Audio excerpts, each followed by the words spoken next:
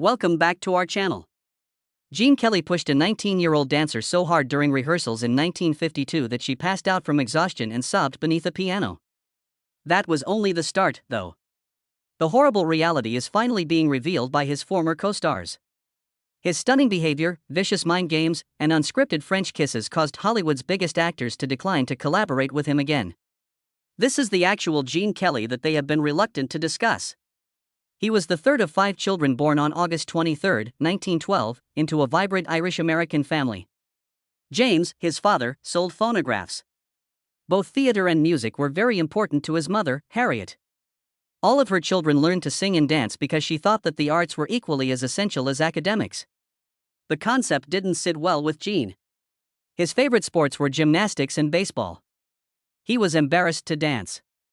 He didn't want to participate in the neighborhood kids' taunts about taking lessons. Altered when he became 15. He understood that dancing might be beneficial to him. Initially, it made girls feel impressed. Second, he was able to outshine the boys who used to tease him. He was always athletic. Now, however, he saw dancing as an additional source of strength. He began to merge crisp, quick motions and fluid footwork. He was already creating the dance technique that would make him renowned without even realizing it. He had no plans to pursue dance as a career even back then. He attended the University of Pittsburgh to pursue a degree in economics. Before he joined the Cap and Gown Club, a student theater club, it appeared that he might follow a more conventional route. His first roles were in their musicals. Soon he was the director of the club. He focused on performance and choreography from 1934 until 1938. Theta Kappa Phi, a fraternity he also joined, subsequently changed its name to Phi Kappa Theta. He gained confidence as a performer as a result of these encounters.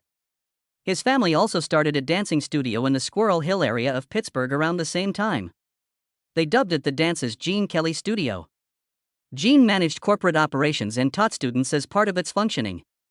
Fred, his younger brother, also had a role. Both of them performed in local clubs and talent competitions, winning prizes and learning new things with each show.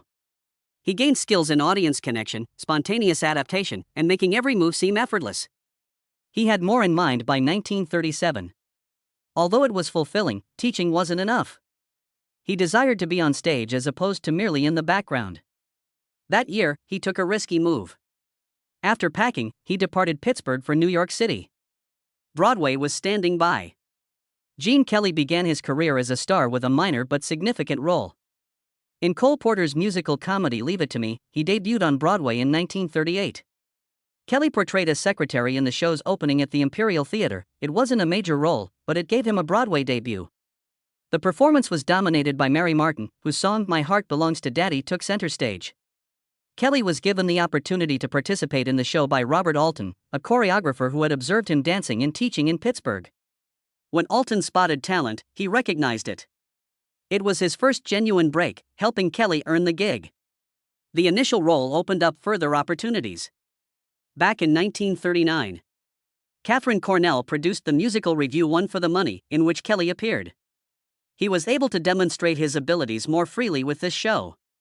He performed in 8 different numbers, acting, dancing, and singing, but his greatest early success was in a straight play rather than a musical.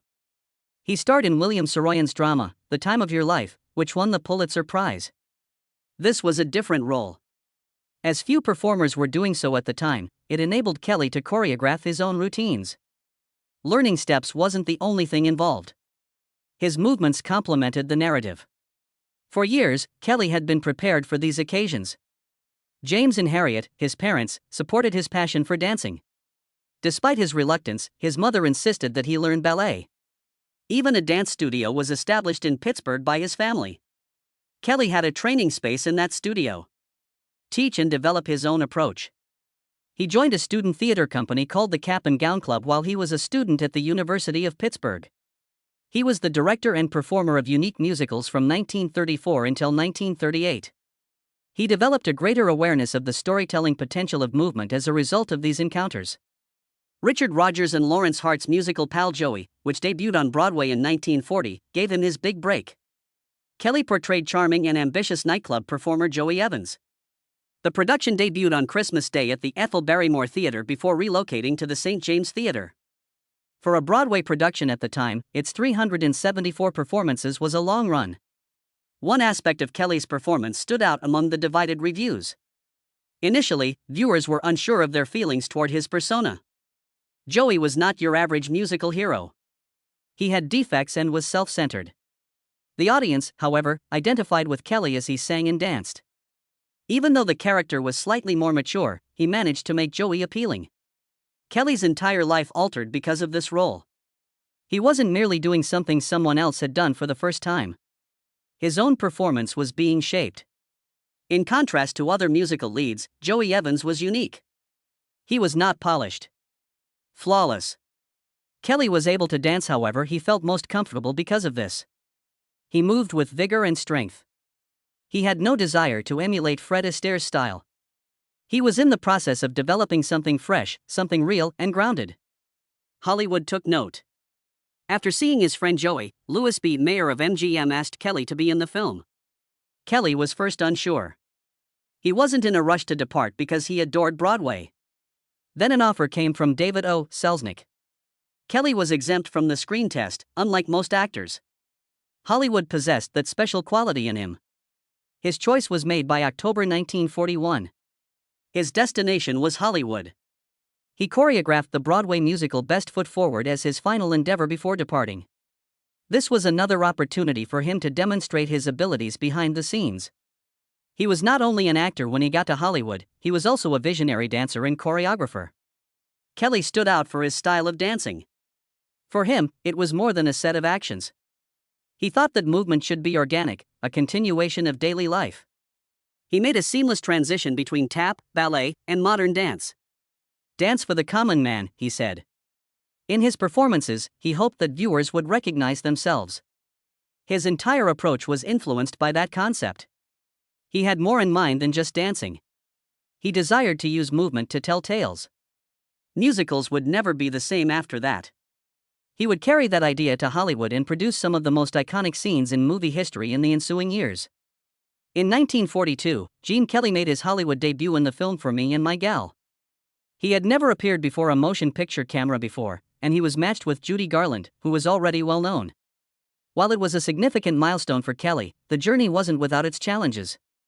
The film focused on two vaudeville actors, Joe Hayden and Harry Palmer, whose goals were disrupted by World War I. Garland was seasoned in front of the camera at the age of 20.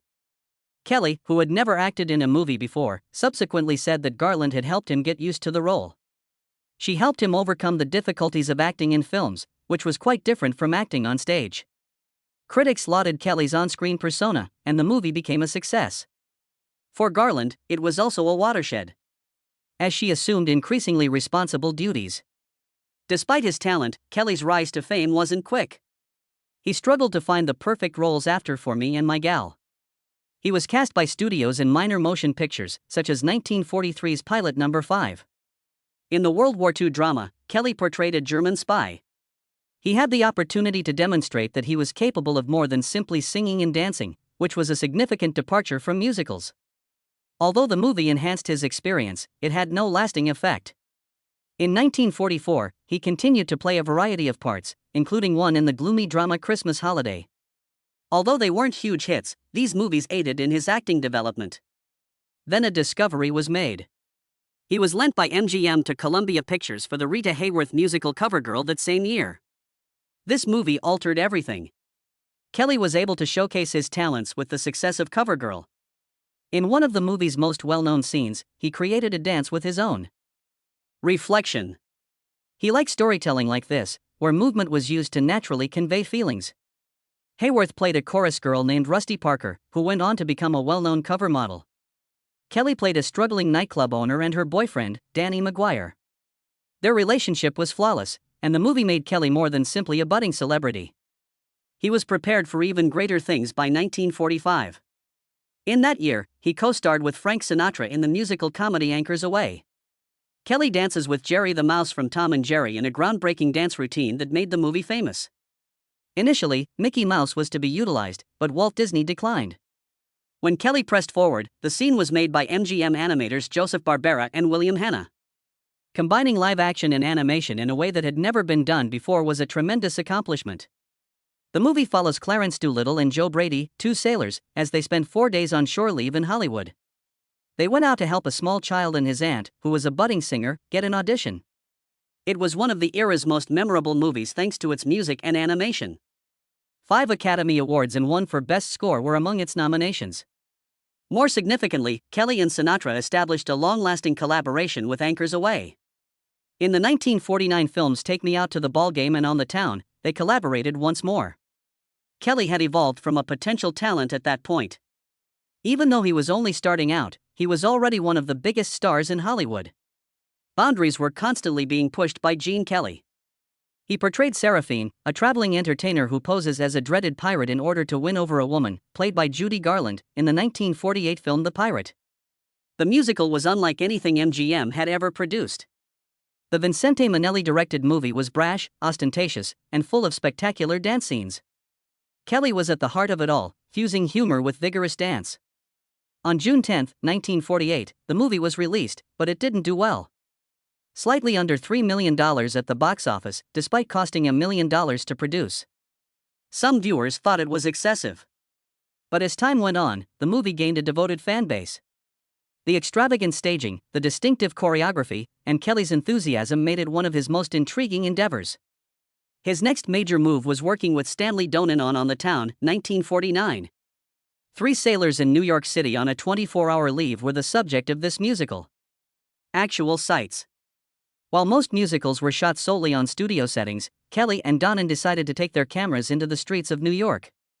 New York, New York, the opening theme song for the movie, encapsulated the vibrancy of the metropolis. The audiences enjoyed it because it was new and intriguing. Working together once more, Kelly and Donen created the iconic movie Singing in the Rain in 1952. It recounted the history of Hollywood's switch from silent to sound motion pictures. Michael Kelly portraying the trying-to-adjust Hollywood star Don Lockwood. His co-stars, Donald O'Connor and Debbie Reynolds, worked together to produce some of the most iconic scenes in movie history. Of course, the most well-known scene was when Kelly danced in the rain. Although it appeared effortless, filming it was quite taxing. Even though Kelly was suffering from a high fever that day, he managed to perform with the same vigor and charisma that made him famous. Despite its initial success, the movie did not immediately become a classic. Currently, it is regarded as one of the best musicals ever created. Kelly and Donen adopted a new strategy in 1955 with It's Always Fair Weather. This musical was not your usual feel-good piece. 3 war friends were reunited after a decade, only to discover that their lives had diverged. As a former soldier-turned-TV personality, Kelly portrayed Doug Hollerton. The movie's tone was more somber, despite its amazing dancing sequences, which included one in which Kelly skated. Examining themes of disappointment and unfulfilled expectations. Audiences were less excited, but critics praised its profundity. The movie's commercial success was lower than that of Kelly's earlier musicals. Nevertheless, it continues to be among his most intriguing endeavors. It demonstrated that, while still providing excellent entertainment, musicals could address difficult subjects and genuine feelings. Kelly and Vincente Minnelli collaborated once more on the 1951 picture An American in Paris, which went on to become one of the decade's biggest hits. It focused on Kelly's character, an American soldier in Paris, and his romantic relationship with a young French woman. There were romantic, comedic, and spectacular dancing scenes in the movie, but the 17-minute ballet at the finale was the high point. This scene was one of Kelly's best. Shot across 44 enormous sets and meticulously coordinated, it was visually magnificent. Although the production as a whole cost close to $500,000, the outcome was remarkable. One of Kelly's greatest triumphs, the movie took home 6 Academy Awards, including Best Picture. By the time Gene Kelly chose to work behind the camera, he was already a Hollywood legend.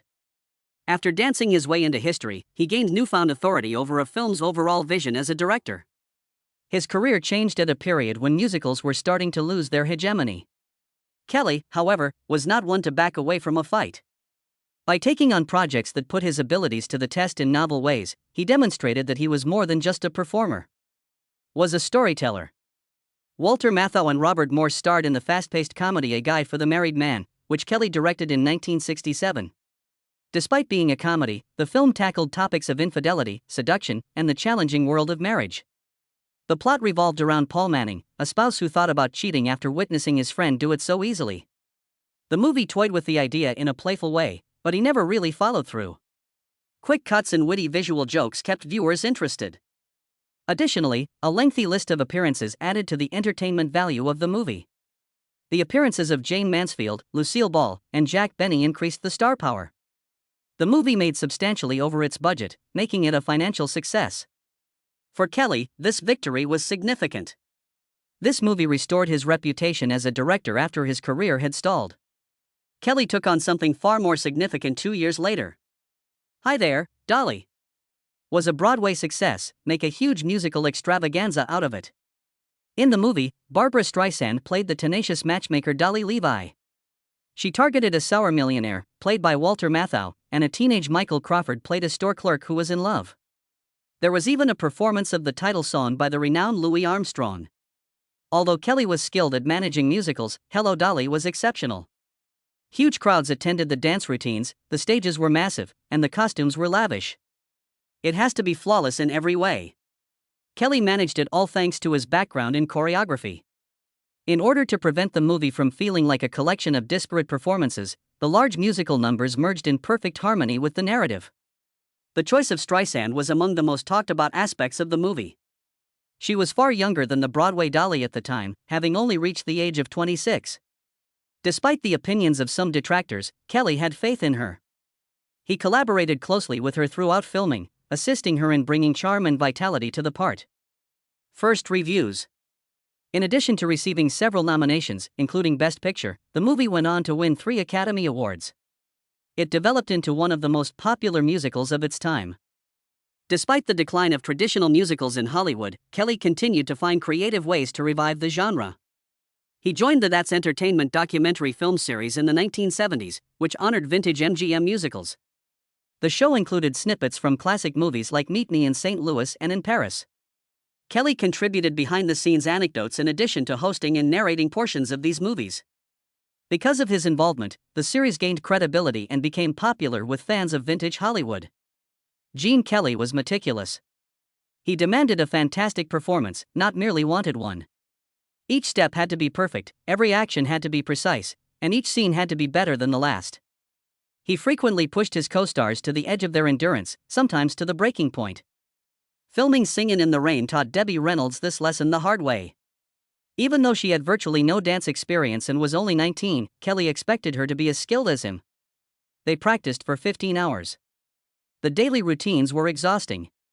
She would have blood on her feet at the end of the day. Because her efforts were never sufficient, she eventually referred to him as a terrible taskmaster. The first. He expressed his opinion that she wasn't the best fit for the position. Reynolds, however, refused to give up. In an effort to disprove him, she endured the strain and the discomfort.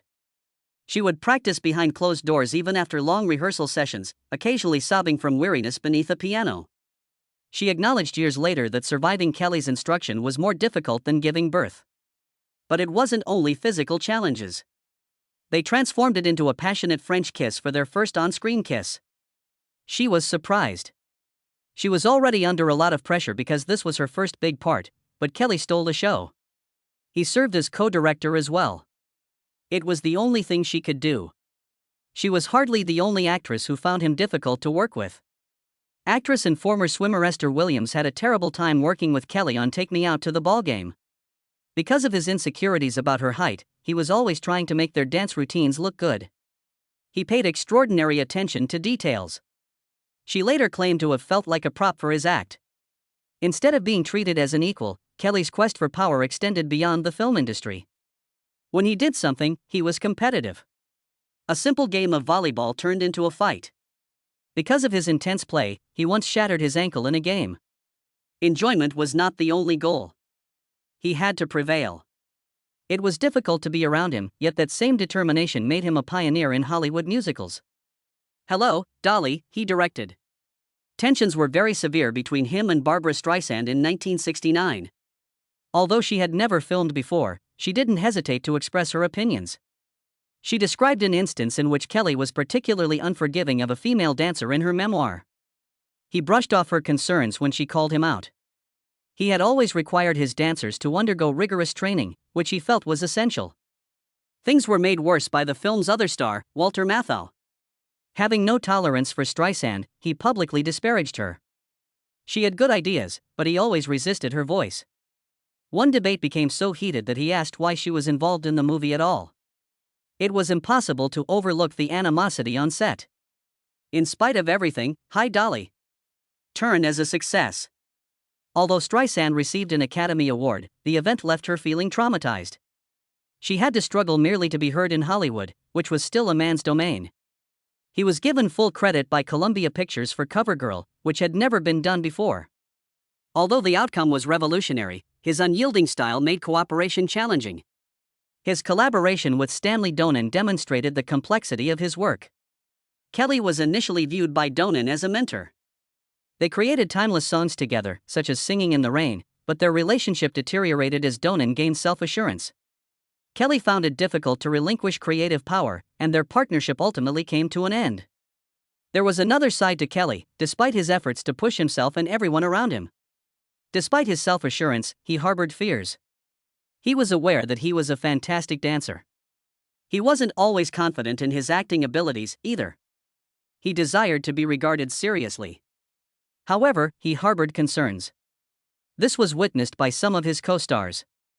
His need for perfection drove him to push his dancers to the limit. His personal feelings of inadequacy contributed to his gruff exterior. He even displayed his fears in minor ways. Kelly's dislike of her height was once made clear at the ballgame. In fact, he requested that she slump during the sequence to avoid making him appear shorter. Betsy Blair and Gene Kelly were married in 1941. They were a well-regarded pair in Hollywood at the time. They were renowned for more than simply their skill. At their house in Beverly Hills, they were also well known for throwing lively parties. A highly competitive charades game that guests called the game was one of their favorite diversions. But glamour wasn't the only thing about their marriage. Influenced by the difficult political atmosphere of the period, Blair was an ardent supporter of social justice and human rights. During the McCarthy era, she was targeted because of her support for left-wing causes. It didn't matter that she had never been a Communist Party member. Not only real communists were targeted by the blacklist. Anyone who held progressive beliefs was targeted. Her career as an actress faltered. She lined up roles, but they vanished. There were no further job offers. He was one of MGM's biggest stars, and his image mattered, yet the strain of Hollywood criticism made Kelly stand by her. Under that burden, their marriage started to suffer. They separated in 1957. Blair relocated to Europe in search of better prospects after leaving Hollywood. She talked about her time with Kelly in her memoirs. She acknowledged that, in spite of his encouragement, she frequently felt eclipsed by his achievements. The name Mrs. Gene Kelly was not what she wanted to be recognized as. She desired a unique identity. Gene Coyne and Kelly were married 3 years later. She has collaborated with him for years as a choreographer and dancer. Her association with Kelly was far older than her marriage to director Stanley Donen. They first met in Pennsylvania at his family's dance studio. Their friendship had lasted for years. Their relationship developed into something more after Kelly's divorce. Coyne transformed Kelly's life. He took a break from the hectic Hollywood lifestyle to devote more time to his family. They had Bridget and Timothy are 2 children. For their upbringing, Coyne sacrificed her own profession. In order to work near his home, Kelly took on fewer assignments. He was thinking about more than his next big movie for the first time. He was creating a family-focused life, but they didn't spend much time together. Coyne was diagnosed with leukemia in 1973. Her condition rapidly worsened, and she died that same year. Her passing devastated Kelly. He raised their kids alone as a single father while still working in the movie industry. He had shifted his priorities. First came family. Jobs that would require him to spend too much time away from home were rejected. Later, his kids remarked that he was always there for them, even if he was famous. The union of Kelly and Coyne was not without controversy. For years, Stanley Donen, Kelly's artistic collaborator, had been her spouse. Together, they have contributed to some of the best musicals in Hollywood history. Coyne's decision to leave Donen for Kelly did more than simply end their marriage. It also put a stop to Donen and Kelly's working connection. Since Hollywood was a small world, such individual choices had a long-term impact. It wasn't about career advancement, though, for Kelly and Coyne. It concerned a bond that predated the start of their romantic relationship by a long way. 3 kids were born to Kelly: Bridget from his second marriage, Timothy from his first, and Carrie from his first. Coyne concentrated on being a father after his passing. Although he was already a legendary figure in Hollywood, he no longer craved attention. His employment choices were deliberate. He steered clear of tasks that would need extended absences. Later, his kids talked about how much time he spent with them. Storytelling, rhythm, and movement had been the foundation of his profession. But ultimately, his family was the object of his greatest devotion. By the 1990s, Kelly's health started to deteriorate. His stroke occurred in 1994. After suffering a second stroke in 1995, he became considerably weaker. During this period, he received care from Patricia Ward Kelly, his third wife, whom he had married in 1990. He was still getting worse. Gene Kelly died in his sleep on February 2, 1996, at the age of 83. The loss of a legend was lamented throughout Hollywood. There were tributes from all throughout the business. Debbie Reynolds, who co-starred with him in Singing in the Rain, described him as a mentor and a genius. With his unique blend of athleticism and artistry, he had revolutionized the way dance was shot. His impact on cinema was indisputable. In spite of his notoriety and honors, Kelly was a man who prioritized his family. The one constant in the situation was the challenges.